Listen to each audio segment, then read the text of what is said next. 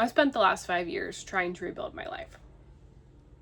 Being disowned, moving across the country, starting over, trying to heal, trying to understand myself.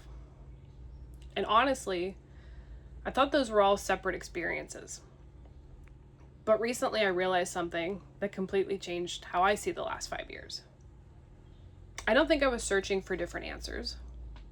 I think I was asking the same question over and over.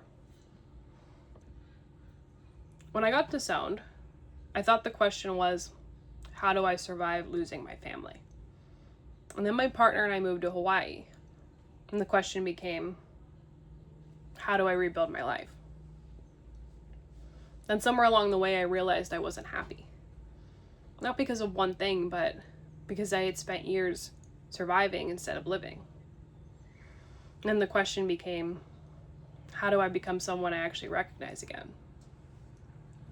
And then I got obsessed with healing, and then astrology, and then psychology, and then attachment, and then relationships, and then why do people repeat patterns?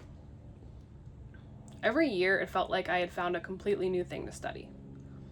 But when I look back now, I don't actually think they were different questions. I think underneath all of them, I was trying to understand one thing. Why do humans become who they become? Why do some experiences completely change us?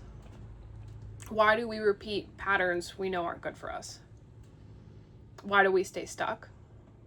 Why do some people heal while other people keep reliving the same pain? And somewhere along the way, I stopped learning just to understand myself. I realized something that scared me a little. I wasn't learning just to understand myself anymore.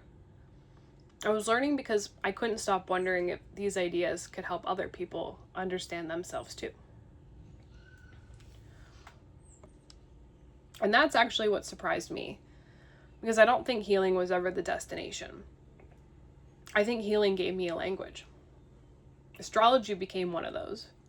Not because it predicts your life, but because it gave me another way to explain why people experience life so differently.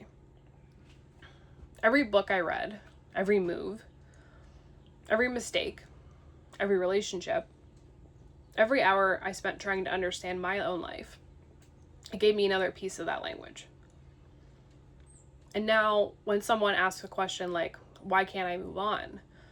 Or why do I keep attracting emotionally unavailable people? Or why does healthy love feel wrong? I'm not just giving advice. I'm translating something that used to confuse me too. Understanding doesn't erase pain, but it changes the way you carry it. So maybe the biggest thing healing gave me wasn't healing. Maybe it was understanding. Because once you actually understand what's happening, you stop blaming yourself. You stop thinking you're broken. Because once you understand the actual problem, you stop trying to solve the wrong one. And honestly, I think that's what I want this channel to become. I still love talking about my own story, because it's the reason I care about any of this. But I think I'm ready for the next chapter. Not just sharing what happened to me, but sharing what those experiences taught me about people. Because somewhere over the last 5 years, I realized I wasn't just rebuilding my life.